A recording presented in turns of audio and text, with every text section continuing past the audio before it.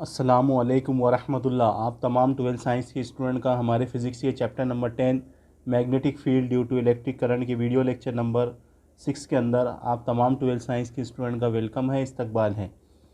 आज का हमारा ये जो वीडियो लेक्चर है ये इस चैप्टर का लास्ट वीडियो लेक्चर है, जिसमें हम बहुत ही इलेक्ट्रोमैग्नेटिज़्म का बहुत ही इम्पोर्टेंट लॉ, जिसे एम्पियर सर्किटल लॉ कहा जाता है, जो आपके टेक्स्ट बुक में एम्पियर लॉ के नाम से दिया गया है, तो आज हम ये सीखने वाले हैं।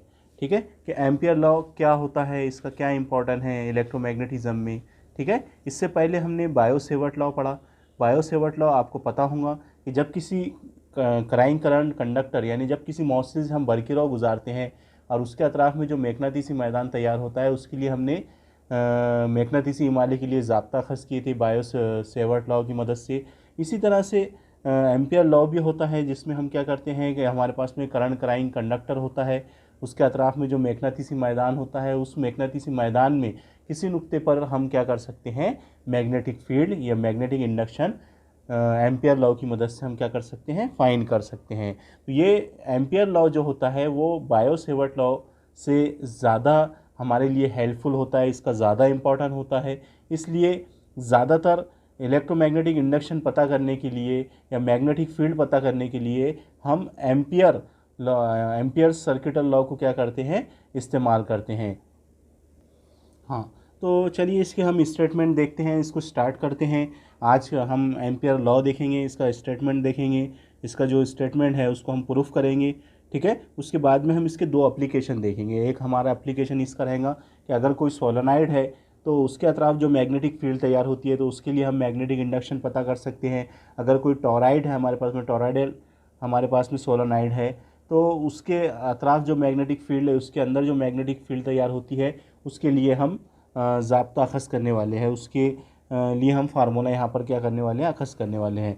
तो हम एम्पियर लॉ और उसके एप्लीकेशन यहाँ पर आज देखने वाले हैं। तो एम्पियर का कानून सबसे पहले यहाँ पर इसका स्टेटमेंट लिखा हुआ है, उर्दू में भी आपकी नोट्स में हम लिखा के देंगे आपको, और यहाँ पर इंग्लिश में भी लिखा हुआ आपको जैसा कि दिखाई दे रहा है। तो इसका लॉ कुछ इस तरह से है।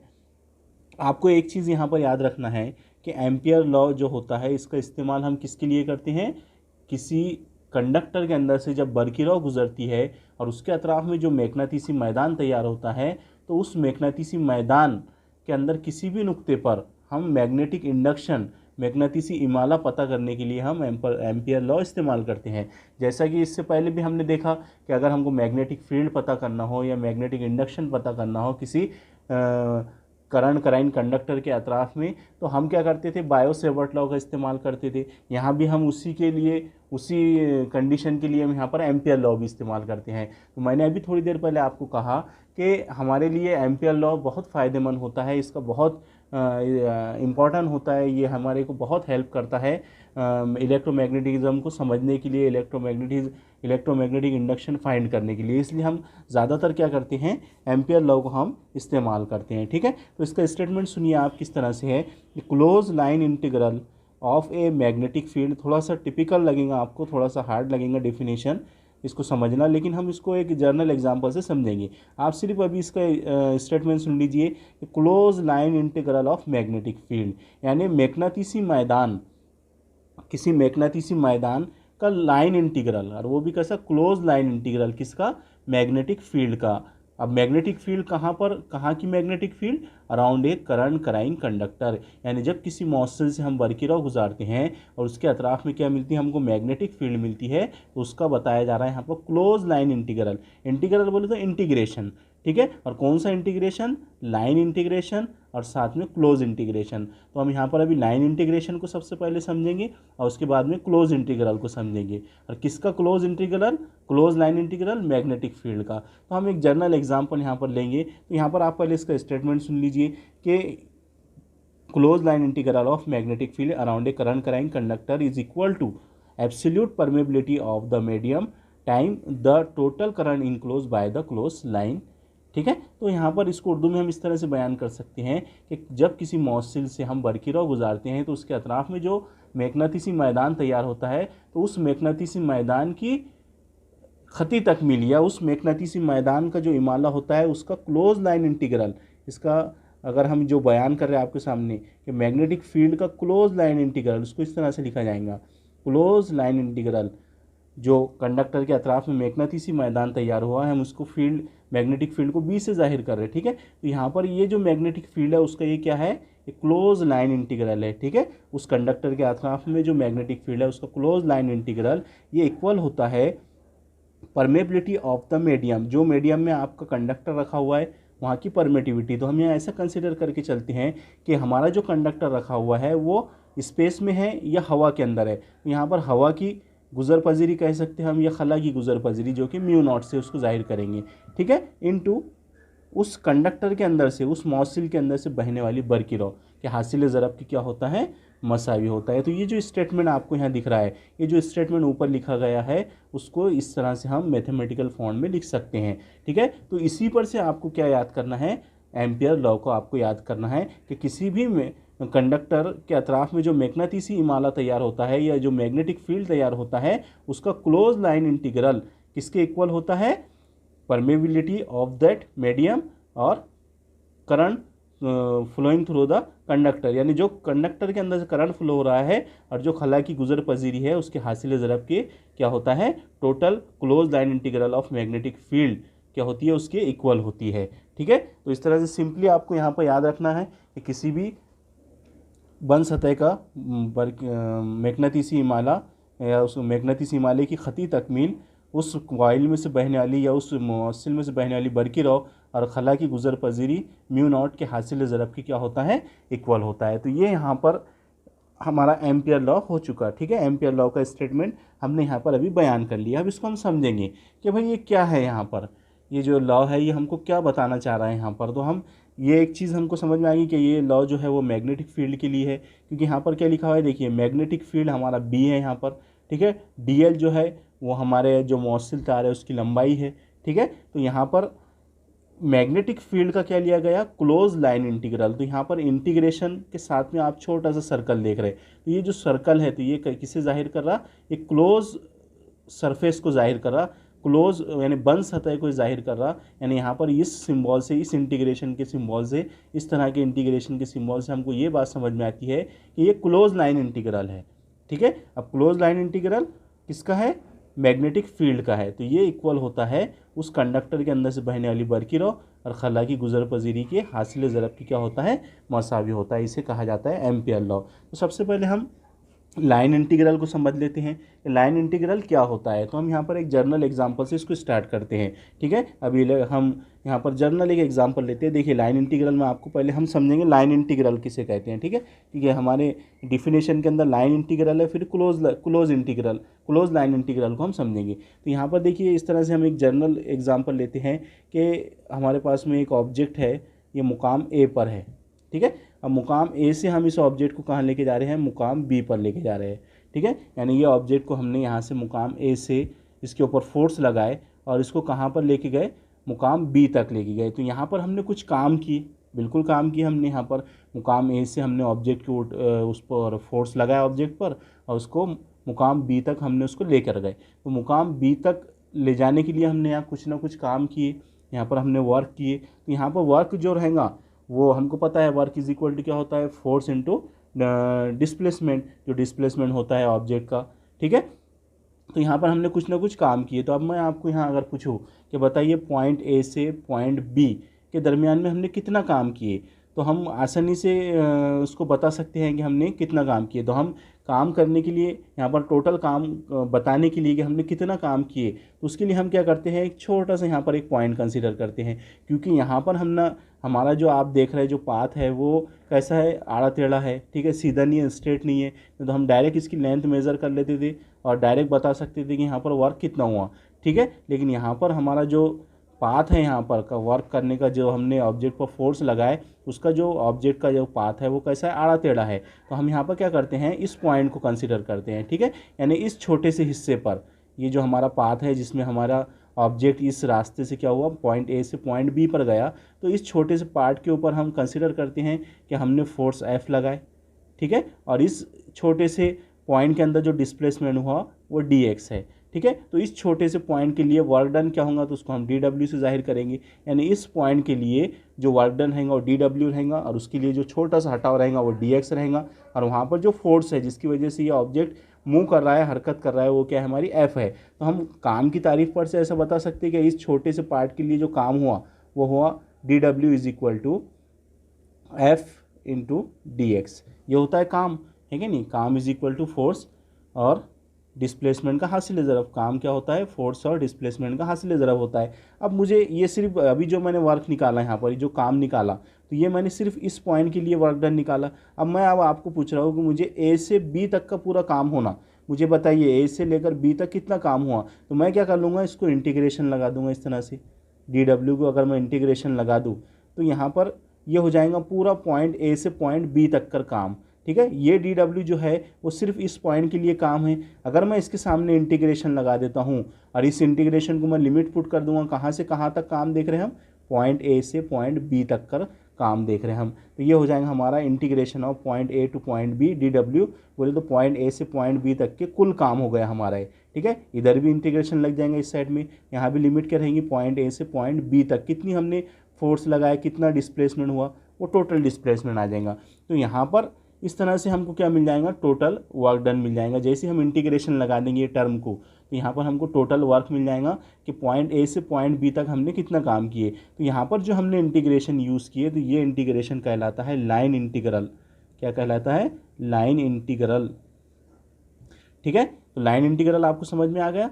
लाइन इंटीग्रल के मदद से हम क्या कर सकते हैं, टोटल, यहाँ पर हमने क्या पता किया, टोटल काम, ये लाइन के अंदर कितना काम हुआ, पॉइंट ए से पॉइंट बी तक की कितना काम हुआ, उसके लिए हमने क्या किया, लाइन इंटीग्रल का यहाँ पर इस्तेमाल किए, ठीक है। अब क्लोज लाइन इंटीग्रल क्या होता है, तो क्लोज लाइन इंटीग्रल को समझने के लिए आप इस पॉइंट को देखिए, पॉइंट ए और पॉइंट बी को।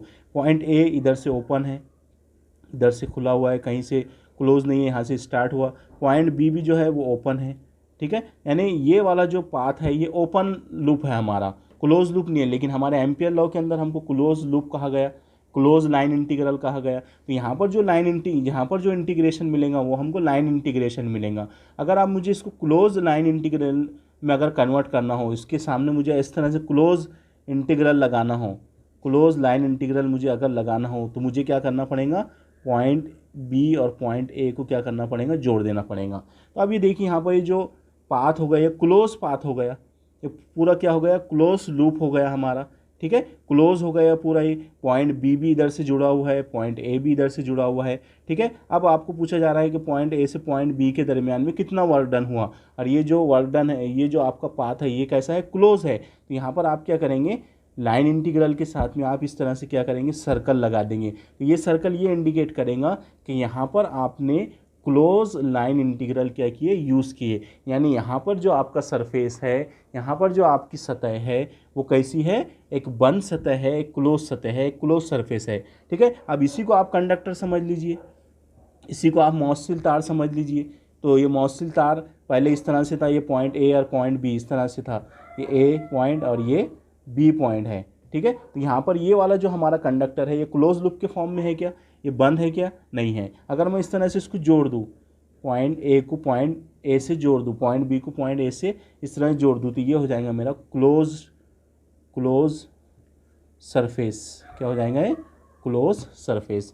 जब इस तरह से था पॉइंट ए और पॉइंट बी, तो ये क्या था हमारा, ओपन सरफेस। तो ओपन सरफेस के लिए हमारे पास में लाइन इंटीग्रल होता है, और जब ये क्लोज हो जाता है, ये इस तरह से क्लोज हो जाता है, दोनों सिरे जुड़ जाते हैं एक दूसरे से, तो ये क्या बन जाता है हमारा, ये क्लोज सरफेस बन जाता है। और क्लोज सरफेस के लिए जो इंटीग्रल यूज़ होता है वो होता है हमारा क्लोज लाइन इंटीग्रल, ठीक है। तो यहाँ पर अब इसी एग्जाम्पल पर से हम क्या करते हैं, हम एम्पियर लॉ को समझने की कोशिश करते हैं। यही मैं एग्जांपल को यहाँ लेता हूँ, वर्क डन को अब मैं कन्वर्ट कर देता हूँ मैग्नेटिक फील्ड के अंदर, ठीक है। यहाँ पर हम मैग्नेटिक इंडक्शन के अंदर उसको कन्वर्ट कर देंगे। अब वही कंडक्टर लिया मैंने, देखिए यहाँ से हमारे पास में एक मौसिल तार है, उसका ये सिरा ए है और ये सिरा इसका क्या है, बी है, ठीक है। अब इसके अंदर मैं आपको पूछ रहा हूँ कि जब इसके अंदर से हम बरकिरौ गुजार रहे हैं, इसके अंदर से हम करंट गुजार रहे हैं, ठीक है। इसमें से जब हम करंट गुजारेंगे तो क्या होगा, इसके अतराफ में मैग्नेटिसी मैदान तैयार होगा। मैग्नेटिसी मैदान तैयार होगा तो उसका कुछ मैग्नेटिसी हिमालय रहेगा। तो मैग्नेटिसी हिमालय के लिए अगर हमको पूछा जाए कि बताइए यहाँ पर टोटल मैग्नेटिक फील्ड या टोटल मैग्नेटिक इंडक्शन कितना रहेगा पॉइंट ए से पॉइंट बी के दरमियान में, तो हम क्या कर सकते हैं, हम बड़े आसानी से क्या कर सकते हैं, एम्पियर लॉ की मदद से इसको हम फाइंड कर सकते हैं कि इस मॉसिल के अतराफ में कितनी मैग्नेटिक फील्ड रहेंगी और कितना यहाँ पर मैग्नेटिक इंडक्शन रहेगा। जैसे ये एग्जाम्पल में लिए थे हमने, तो यहाँ पर भी हम एक छोटा सा पॉइंट कंसिडर करते हैं, इस पॉइंट की हम लेंथ कंसिडर कर लेते हैं dl, ठीक है। इसका इस पॉइंट के अंदर से जो बहने वाला हमारा इसके अंदर इस पॉइंट के अंदर से जो बहने वाला बरकी रॉ है हमारी, ठीक है, वो क्या है, हमारी I है, ठीक है। इस पॉइंट की जो लेंथ है वो dl है, उसमें से बहने वाली बरकी रॉ क्या है, हमारी I है, ठीक है। और इसके अतराफ में जो मैग्नेटिक इंडक्शन तैयार हुआ हमारा इस पॉइंट के अतराफ में, तो वो क्या है, हमारा dB है, ठीक है। तो इस पॉइंट के लिए मुझे अगर मैग्नेटिक फील्ड पता करना हो तो मैं क्या करूँगा, इस तरह से लिख दूंगा, integration of dB into dl, ठीक है। सॉरी, पहले हम सिर्फ इस पॉइंट के लिए देख रहे हैं, तो हम इस तरह से लिख सकते हैं dB इंटू dl, ये होगी टोटल मैग्नेटिक फील्ड, ठीक है। तो ये टोटल हो गई, सॉरी, इस पॉइंट के लिए हो गई magnetic field dB into dl। अब मुझे ये बताना है कि पॉइंट ए से पॉइंट बी तक की कितनी मैग्नेटिक फील्ड बनेगी, तो मैं क्या कर दूंगा, मैं इसको इंटीग्रेशन लगा दूंगा। तो इंटीग्रेशन मैं इसको लगाऊंगा तो इसकी लिमिट दे दूंगा पॉइंट ए से पॉइंट बी तक, तो ये हो जाएगा पॉइंट ए से पॉइंट बी तक जो मैग्नेटिक फील्ड है टोटल, वो टोटल मैग्नेटिक फील्ड इस तरह से हो जाएंगी। यानी इंटीग्रेशन लगा देने के बाद में ये टोटल मैग्नेटिक इंडक्शन हो जाएगा हमारा point A to point B तक के total magnetic induction is equal to क्या रहेगा हमारा, integration of A to B dB into dl, ठीक है। अब यहाँ पर देखिए, अब मैं एक बात पूछता हूँ आपको कि यहाँ जो सरफेस है हमारा, ये जो हमारा कंडक्टर है वो ओपन सरफेस में है, इधर से इसका भी मुंह खुला हुआ है, इधर से ये भी ओपन है, ठीक है। लेकिन हमको क्या कहता है एम्पियर लॉ कि close line integral of magnetic field, तो यहाँ पर जो मैग्नेटिक फील्ड का इंटीग्रल है वो क्लोज नहीं है, वो लाइन इंटीग्रल है, लेकिन हमको कैसे चाहिए, क्लोज लाइन इंटीग्रल। यानी जो एम्पियर लॉ होता है वो किसके लिए होता है, क्लोज सरफेस के लिए होता है, क्लोज कनेक्शन के लिए होता है, बंद सतह के लिए होता है। तो अब मुझे क्या करना पड़ेगा, पॉइंट बी से पॉइंट ए को इस तरह से जोड़ देना पड़ेगा। तो अब ये जो सरफेस बन गया, ये कैसा बन गया, एक क्लोज सरफेस बन गया। अब यहाँ पर जो इंटीग्रल लग जाएगा हमारा वो इस तरह से आ जाएगा सर्कल के फॉर्म में। तो ये अब इसको हम ऐसा बयान कर सकते हैं, close line integral of magnetic field, यही बयान किया गया यहाँ पर। देखिए, close line integral of magnetic field, इसी स्टेटमेंट को मैथमेटिकली इस तरह से लिखा जाएगा, close line integral of magnetic field. यानी जो मैं बोल रहा हूँ उसको मैथमेटिकल फॉर्म में इस तरह से लिखा जाएगा, close line integral of magnetic field, कहाँ से कहाँ तक, पॉइंट ए से पॉइंट बी तक। यहाँ पर ये एग्जाम्पल में हमको पता है पॉइंट ए से पॉइंट बी तक हम क्या देख रहे हैं, टोटल मैग्नेटिक फील्ड देख रहे हैं। तो ये क्लोज सरफेस की क्या हो गई, टोटल मैग्नेटिक फील्ड हो गई, ठीक है। तो ये हो गया close line integral of magnetic field around the current carrying conductor. यानी इस कंडक्टर में से बरकी रॉ गुजर रही है, उसके अतराफ में जो मैग्नेटिसी हिमालय तैयार हो रहा है उसका क्या हो रहा है, यहाँ पर उसका क्लोज लाइन इंटीग्रल हो रहा है उस मैग्नेटिक फील्ड का, ठीक है। तो ये जो मैग्नेटिक फील्ड होती है टोटल, यह जो close line integral of magnetic field होता है करंट कराइंग कंडक्टर का, ये इक्वल होता है उस कॉइल के अंदर से, ये जो मॉसिल है उसके अंदर से गुजरने वाली बरकी रॉ, ठीक है। और जहाँ पर ये कंडक्टर रखा हुआ है, हम कंसिडर करते हैं कि ये जो हमारा कंडक्टर है ये एयर या स्पेस में रखा हुआ है, खला में रखा हुआ है, तो यहाँ पर उसकी जो परमेबिलिटी आएंगी वो क्या रहेंगी, हमारी म्यू नॉट। तो उस कंडक्टर में से बहने वाली बरकी रॉ और म्यू नॉट के हासिल ज़रब की क्या होता है, मसावी होता है। तो ये होता है हमारा एम्पियर लॉ, ठीक है। अब एम्पियर लॉ यहाँ पर हमने बयान कर दिया। अब एक बार इसका स्टेटमेंट और सुन लीजिए कि किसी भी मॉसिल के अंदर से जब बरकी रॉ गुजारी जाती है, ठीक है, तो उसके अतराफ में जो मैग्नेटिसी मैदान तैयार होता है, तो उसके मैग्नेटिसी हिमालय की खती तकमील, इसको उर्दू में इस तरह से बोला जाता है, इंग्लिश में बोलेंगे हम इसको close line integral of magnetic field, ठीक है। तो मैग्नेटिसी हिमालय की खती तकमील उस मॉसिल में से बहने वाली बरकी रॉ और खला की गुजर पजीरी म्यू नॉट के हासिल ज़रब की क्या होता है, इक्वल होता है, ठीक है। तो ये होता है हमारा एम्पियर लॉ। अब ये जो स्टेटमेंट है, ये जो इक्वेशन है, इसको हमको प्रूफ करना है। तो इसको हम कैसे प्रूफ कर सकते हैं, तो यहाँ पर हम एक कंडक्टर लेते हैं हम इस तरह से, ठीक है। ये कंडक्टर है, ठीक है। इसके अंदर से हम क्या कर रहे हैं, बरकी रॉ आए हम इसके अंदर से गुजार रहे हैं। तो जब इसमें से हम बरकिरौ गुजारेंगे तो हम यहाँ पर एक पॉइंट कंसिडर करते हैं, जैसे हमने एग्जाम्पल में अभी कंसिडर किए थे। इस पॉइंट के ऊपर हम पहले मैग्नेटिक फील्ड, इसके अतराफ में जो मैग्नेटिक फील्ड रहेंगी इस पॉइंट के, उस पर हम मैग्नेटिक इंडक्शन फाइंड करेंगे, और फिर हम पूरे कंडक्टर के अतराफ में जो मैग्नेटिक फील्ड होंगी उसको क्लोज लाइन इंटीग्रल की मदद से हम फाइंड कर सकते हैं। हमने अभी आपको एग्जाम्पल के ज़रिए समझाया। अब ये हमारे पास में एक कंडक्टर है, तो जाहिर सी बात है इसके अतराफ में क्या होगा, इस तरह से क्या होगा, मैग्नेटिसी मैदान तैयार हो जाएगा। ठीक है, इस तरह से क्या हो जाएगा, इसके अतराफ में, इसके चारों तरफ, कंडक्टर के चारों तरफ क्या होगा, मैग्नेटिक फील्ड जनरेट हो जाएंगी, मैग्नेटिसी मैदान इसके अतराफ में क्या होगा, तैयार हो जाएगा। तो अब इस पर कितना मैग्नेटिक फील्ड हमारा बनेगा, ठीक है, इसके लिए हमको एम्पियर लॉ की मदद से इसको हम एम्पियर लॉ की मदद से हम इसको फाइंड कर सकते हैं, और एम्पियर लॉ को हम इस एग्जांपल के ज़रिए प्रूफ भी कर सकते हैं। ठीक है, तो हम यहाँ कंसीडर करते हैं, ये पॉइंट जो था इसकी जो लेंथ है वो आपको पता है, इसकी लेंथ क्या है, DL है। बहुत छोटा सा हमने यहाँ पॉइंट कंसीडर किए, ठीक है, हमारे मौसिल तार पर उसकी लेंथ क्या है, DL है। ठीक है, और इस मौसिल तार से जो हमारा मैग्नेटिसी मैदान है उसका जो फासला है वो हम कंसीडर करते हैं वो R है। ठीक है, मैग्नेटिक फील्ड, और इस पॉइंट पर हम अगर हम मैग्नेटिक फील्ड पता कर रहे हैं, मैग्नेटिक इंडक्शन इस फील्ड पर पता कर रहे हैं, तो हमारा जो मैग्नेटिक फील्ड रहेगा या मैग्नेटिक इंडक्शन रहेगा, तो वो मैग्नेटिक इंडक्शन हमारा इस लूप के ऊपर, ये जो हमारा क्लोज लूप है, सॉरी ये जो हमारा सर्कल है उसके ऊपर जो हमारा मैग्नेटिक फील्ड रहेगा वो इस तरह से टेंजेंट के फॉर्म में रहेगा। ठीक है, यानी जो मैग्नेटिक इंडक्शन होता है वो इस सर्कल के ऊपर क्या होता है, ममास होता है। जैसे हमारे दायरे के ऊपर ममास होता है, जो ममास होता है इस दायरे के ऊपर, जहाँ पर भी आप खींचिए ममास, इस पॉइंट से आप ममास खींचिए, तो ये ममास का जो डायरेक्शन है ये काय को जाहिर करेगा, उस पॉइंट पर मैग्नेटिक इंडक्शन की डायरेक्शन को क्या करेगा, जाहिर करेगा। तो ये पॉइंट पर हम मैग्नेटिक इंडक्शन पता कर रहे हैं, तो हम यहाँ फर्ज करते हैं कि यहाँ का जो मैग्नेटिसी माला है वो B है। ठीक है, और यहाँ का जो छोटा सा पार्ट है ये इसके अंदर का, ये जो छोटा सा हिस्सा है इसकी लंबाई क्या है, DL है। ठीक है, इस पॉइंट की लंबाई क्या है, DL है। ठीक है, अब यहाँ पर क्या बोला गया था, क्लोज लूप चाहिए हमको एम्पियर लॉ में, तो ये आप क्या समझिए, यहाँ से ये बैटरी से क्या है, इस तरह से जुड़ा हुआ है।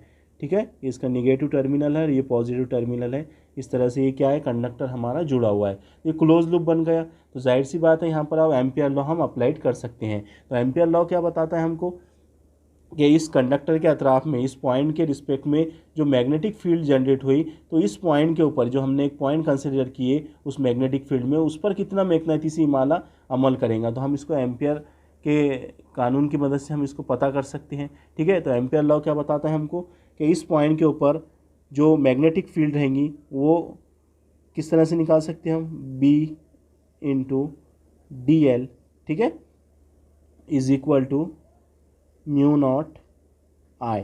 ठीक है, अब ये पूरे सरफेस के लिए हमको अगर मैग्नेटिक फील्ड पता करना है, टोटल मैग्नेटिक फील्ड पूरे क्लोज सरफेस के लिए अगर हमको पता करना है, तो हम क्या कर लेंगे, इस टर्म को हम इंटीग्रेशन लगा देंगे, तो ये हो जाएगा close line integral of B/DL।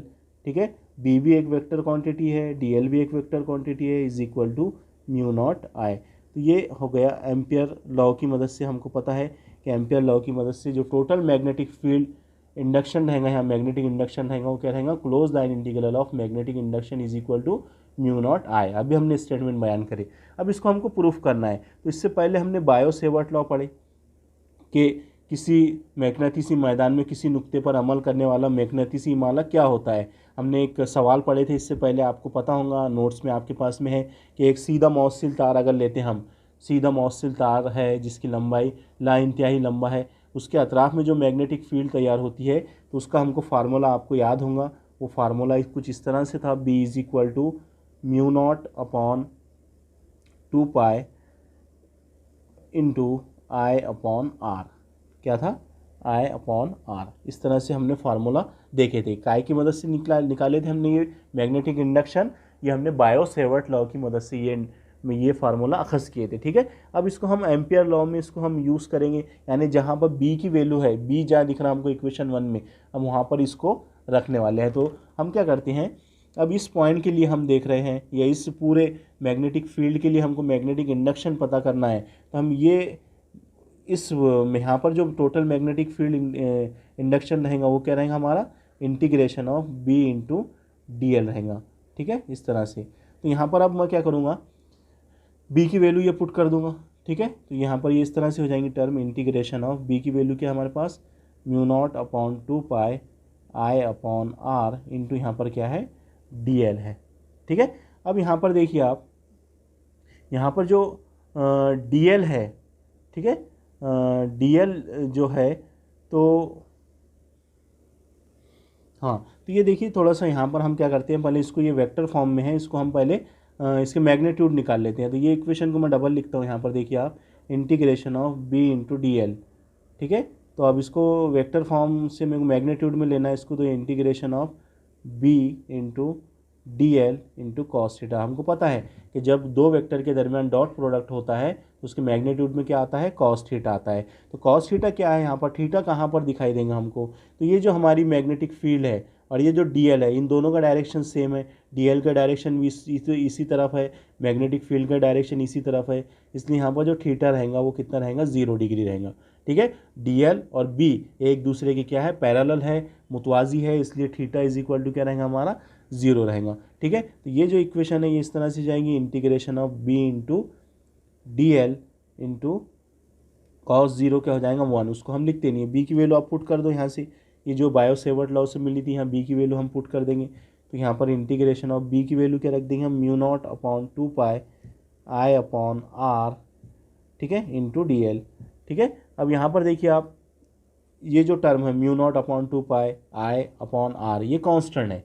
इस तमाम टर्म को हम क्या करेंगे, इंटीग्रेशन से बाहर निकाल देंगे, इंटीग्रेशन लगेगा सिर्फ डी एल को, ठीक है। यहाँ से हम इन सबको अगर कांस्टेंट को बाहर निकालते हैं, mu not upon 2 pi into I upon R, तो क्लोज लाइन इंटीग्रल किसको लगेगा, सिर्फ डी एल को, ठीक है। और डी एल क्या रहेगा हमारा यहाँ पर, डी एल की इंटीग्रेशन को अब लिमिट लगाना पड़ेगा, जैसे हमने इधर पॉइंट ए से पॉइंट बी तक लिमिट लगाए थे। तो यहाँ पर लिमिट क्या रहेंगी हमारी, अगर यहाँ से ये सर्कल शुरू होता है और यहाँ पर जो दायरे का मोहित रहेगा, ये सरकमफ्रेंस जो रहेगा हमारा, वो हमको पता है कि दायरे का जो सरकमफ्रेंस होता है, दायरे का जो मोहित होता है वो कितना होता है, 2 पाई आर होता है, ठीक है। तो यहाँ पर जो खती हटाव रहेगा इस सर्कल का, ये क्या रहेगा, 2 पाई आर, और जाविया हटाव कितना रहेगा हमारा, 2 पाई रेडियन रहेगा, ठीक है। तो यहाँ पर हम इसको लिमिट पुट करते हैं कि हमारा जो पॉइंट है वो 0 से अगर शुरू होता है, उसकी लेंथ 0 से शुरू होती है, तो कहाँ तक रहेंगी सर्कल में, दायरे का मोहित ले लेंगे हम यहाँ पर 2 पाई आर, तो ये लिमिट होगी हमारी, ठीक है, 0 टू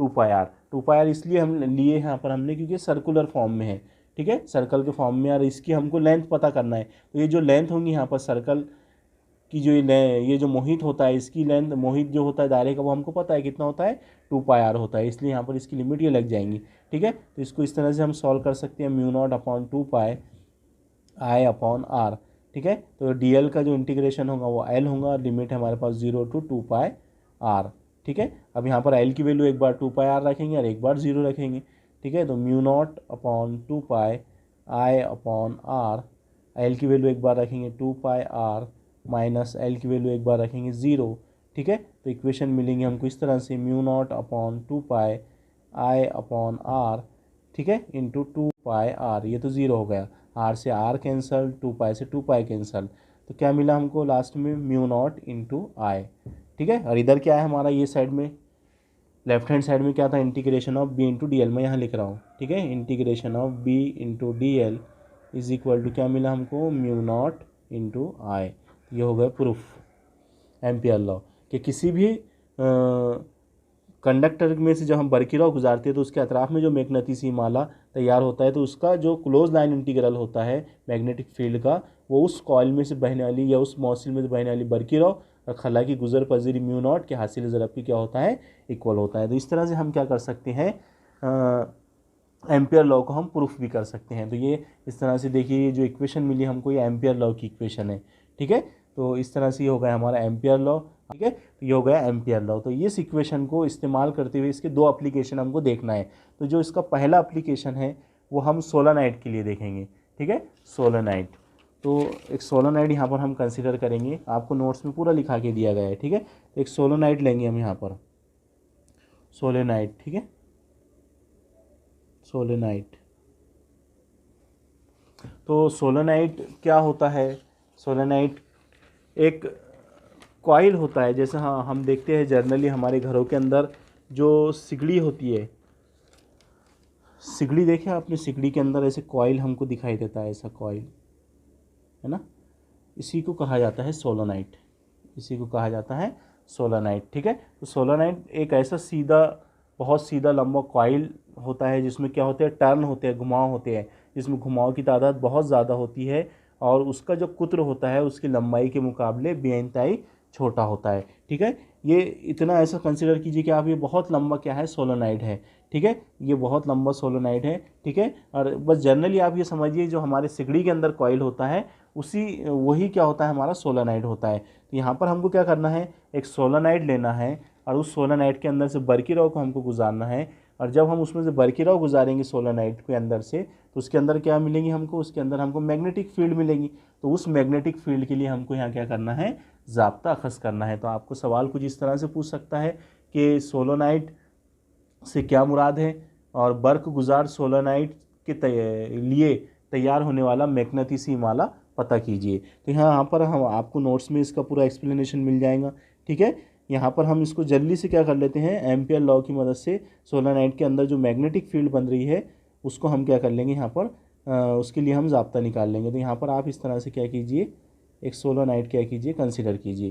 थोड़ा मैंने बड़ा बना लिया। ठीक है, अब ये सोलोनाइट ऐसा सोलोनाइट है, इसकी लेंथ बहुत वसी है, समझिए आप, इसकी लेंथ बहुत ज़्यादा है। ठीक है, ये बहुत ज़्यादा लंबा कॉइल है। ठीक है, जिसमें n नंबर ऑफ क्या है, टर्न्स है, इसके अंदर इस तरह से क्या है, घुमाव है, जैसे हमारे सिगड़ी के अंदर कॉइल होता है। अब क्या कर रहे हैं हम, इस सोलोनाइट का एक सिरा हमने जोड़ दी बैटरी के मुस्बत सिरे से बरकी खाने के, और एक सिरा जोड़ दिया हमने बैटरी के निगेटिव टर्मिनल से। तो जाहिर सी बात है यहाँ से करंट का फ्लो होगा। ठीक है, करंट का फ्लो इसके अंदर से होगा। जब करंट इसके अंदर से फ्लो होगा तो क्या होगा, इसके अंदर से जब करंट का फ्लो होगा तो इसके अंदर क्या होंगी, मैग्नेटिक फील्ड तैयार हो जाएगी, इसके अंदर मैग्नेटिसी मैदान इसके अंदर तैयार हो जाएगा।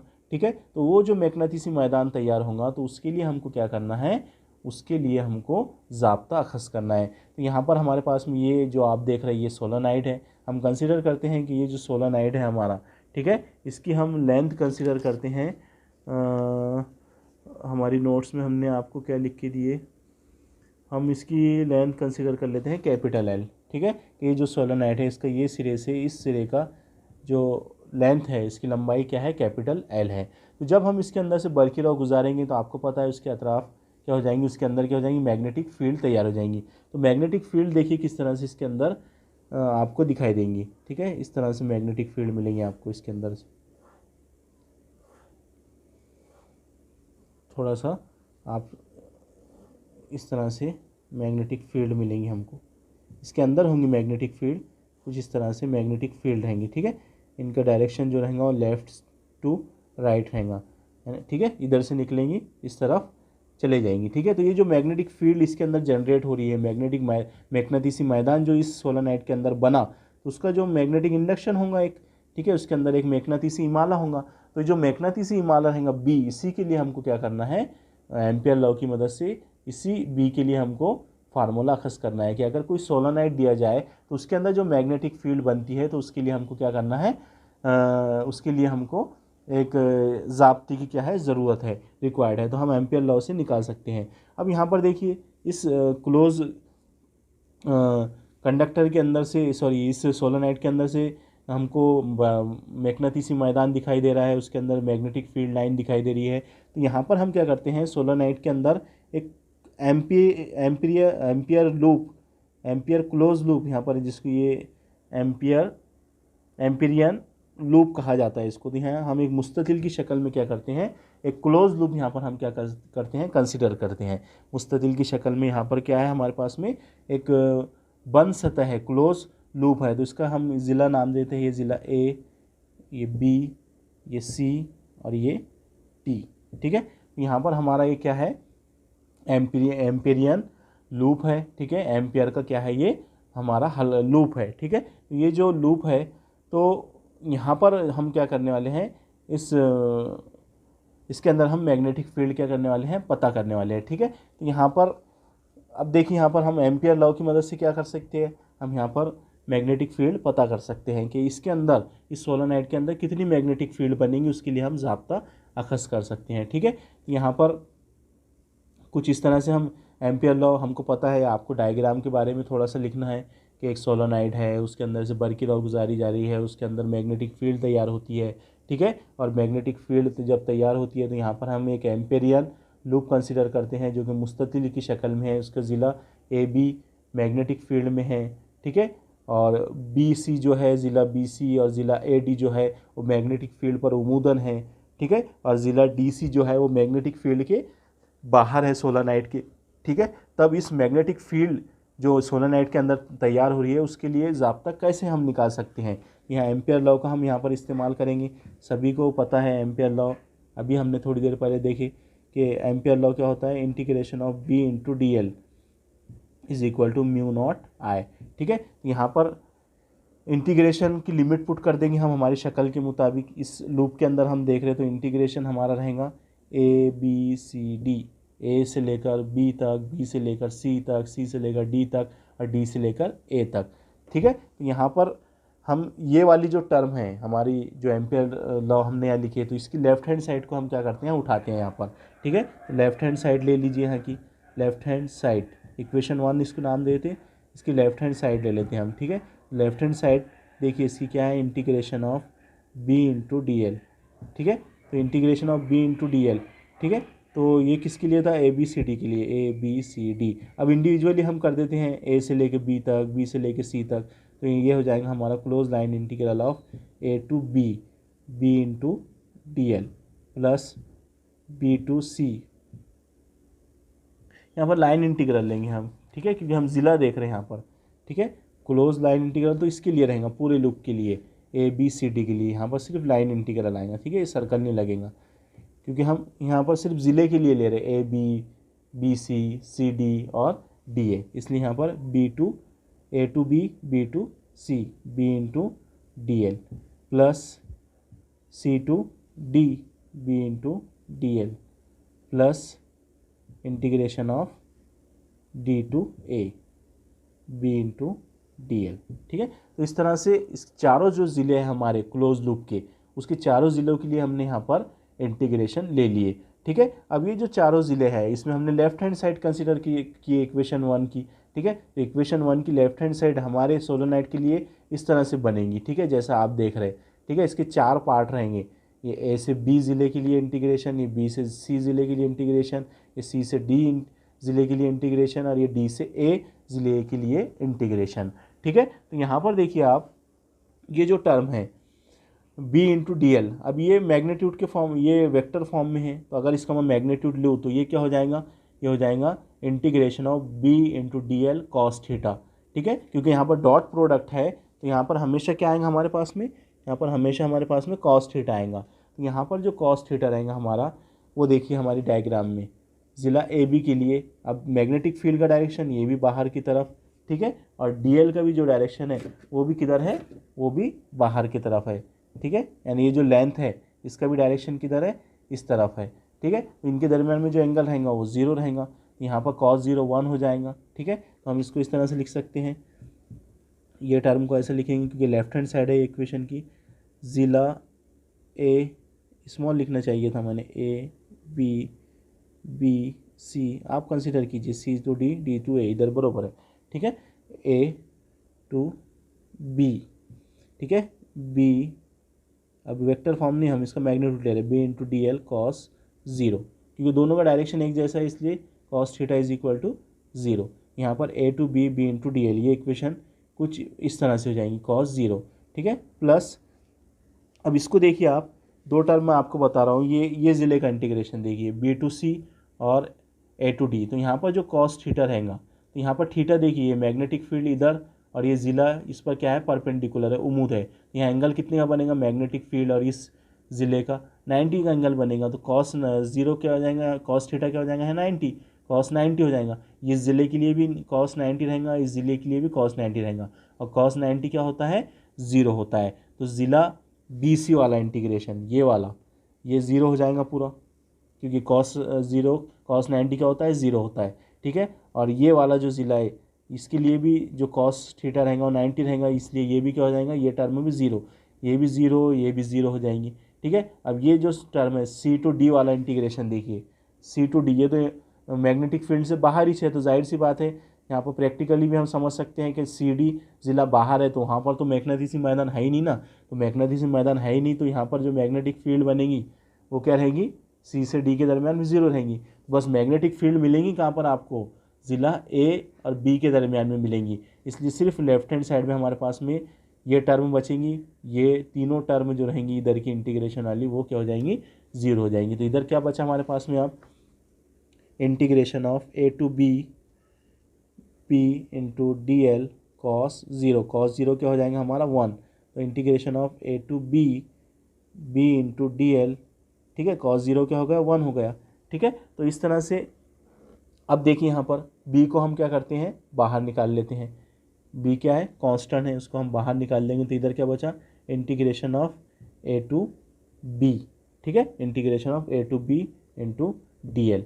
अब हम कंसिडर किए हमने कि भाई A से लेकर B तक, यही जो हमारा, आप समझ लीजिए आप कि जो हमारा जो क्लोज लूप है वो यहाँ से लेकर यहाँ तक है, ठीक है। यहाँ पर इंटीग्रेशन ऑफ डी एल, तो क्या रहेगा यहाँ, इंटीग्रेशन ऑफ डी एल क्या, हमारा सोलेनोइड की लेंथ है, पूरे सोलेनोइड के अंदर बनने वाला मैग्नेटिसी माला। तो डी एल क्या है हमारे पास में, डी एल बोले तो एक छोटे से पार्ट की लंबाई, और इंटीग्रेशन ऑफ डी एल बोले तो पूरे सोलेनोइड की लंबाई। तो पूरे सोलेनोइड की लंबाई क्या है हमारे पास में, कैपिटल एल है। ये मिल गई हमको लेफ्ट हैंड साइड, ठीक है, यानी integration of B into D L क्या मिला हमको, बी इंटू एल, ठीक है। अब इक्वेशन 1 को बुलाइए आप, इक्वेशन 1 बिकम्स, इक्वेशन 1 में देखिए क्या है, इधर integration of B into D L की जगह पर क्या लिख सकता हूँ मैं, बी इंटू एल।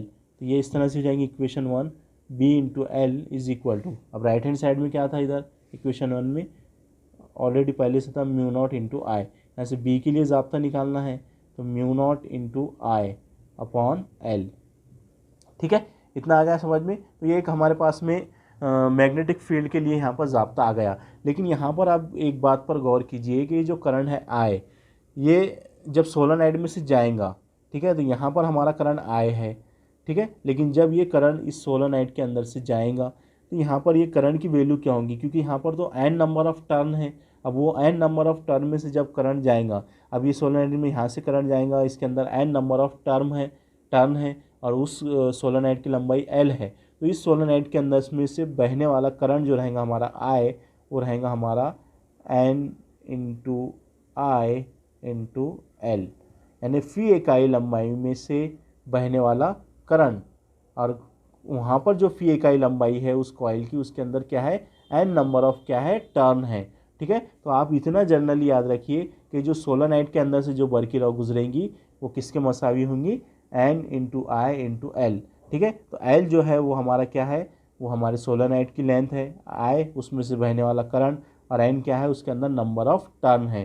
तो इस सोलेनोइड के अंदर में जो बहने वाली बरकी रॉ है हमारी आई, वो किसके मसावी हो जाएंगी, n इंटू आई इंटू एल। तो यहाँ पर जो आई है, अब सोलेनोइड के अंदर से बरकी रॉ जा रही, तो आई की वैल्यू क्या हो जाएगी हमारी, म्यू नॉट, आई की वैल्यू हम रख देंगे n इंटू आई इंटू एल, ठीक है। अब तकसीम में l ऑलरेडी पहले से था, l से l cancel, b is equal to क्या मिला हमको, mu not into n into आई।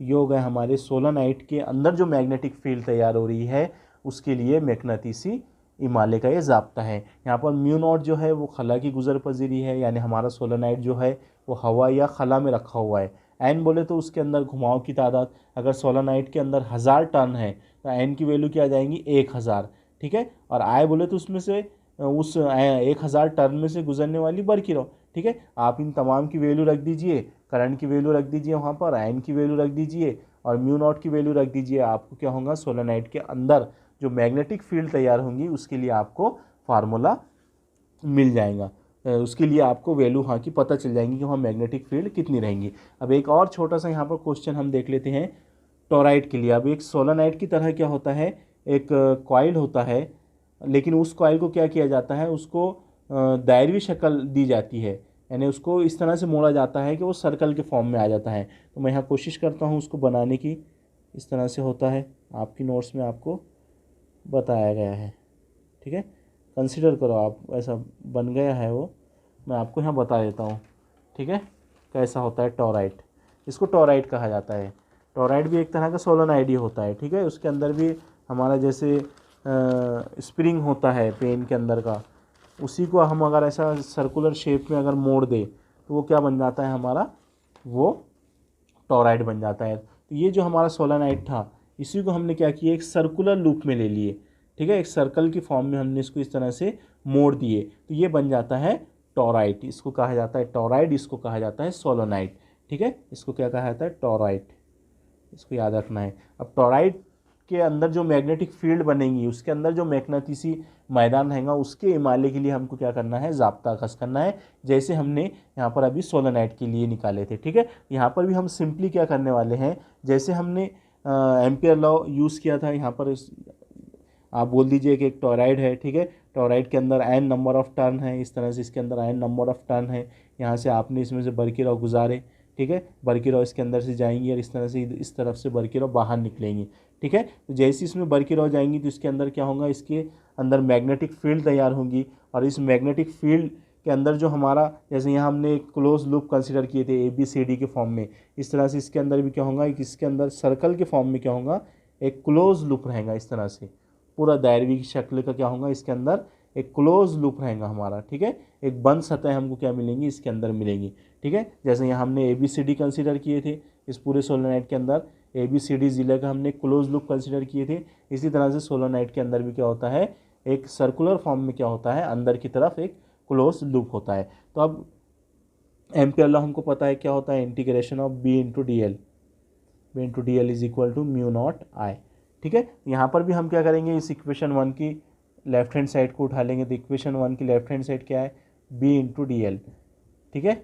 अब B इंटू डी एल, यहाँ पर B इंटू डी एल, ठीक है, यहाँ पर भी B इंटू डी एल, ये हमारी इसकी लेफ्ट हैंड साइड होगी। अब यहाँ पर देखिए, अब इसको मैग्नीट्यूड में कन्वर्ट कर दूँ तो ये क्या हो जाएगा, B into D L cos theta, dot product हटेगा, डॉट प्रोडक्ट में हमेशा क्या लेते हैं हम, कॉस थीटा लेते हैं। अब यहाँ पर जो B है, आपको पता ही है B और डी एल दोनों एक दूसरे के मुतवाजी होते हैं, इसलिए थीटा इज इक्वल टू क्या होगा, 0 हो जाएगा। तो B into D L cos 0, ठीक है, कॉस 0 क्या हो गया हमारा, 1 हो गया। तो integration of B into D L cos 0 क्या होगा हमारा, 1, उसको हम लिखेंगे नहीं, B को बाहर निकालिए आप इंटीग्रेशन के, तो B निकल गया बाहर, क्योंकि मैग्नेटिक फील्ड कांस्टेंट रहेंगी, एक जैसी रहेंगी इस टॉराइड के अंदर, ठीक है। तो यहाँ पर इंटीग्रेशन किसको लगेगा, DL को। अब DL क्या है, इस लूप जो अंदर बना हमारा, ये जो क्लोज लूप है सर्कुलर फॉर्म में, इसकी लेंथ, तो ये एक सर्कुलर फॉर्म में है, तो यहाँ पर हम इसकी लेंथ आसानी से बता सकते हैं, क्योंकि दायरे का मोहित हमको पता है, इसकी लेंथ होंगी। तो इंटीग्रेशन ऑफ DL क्या रहेगा हमारा,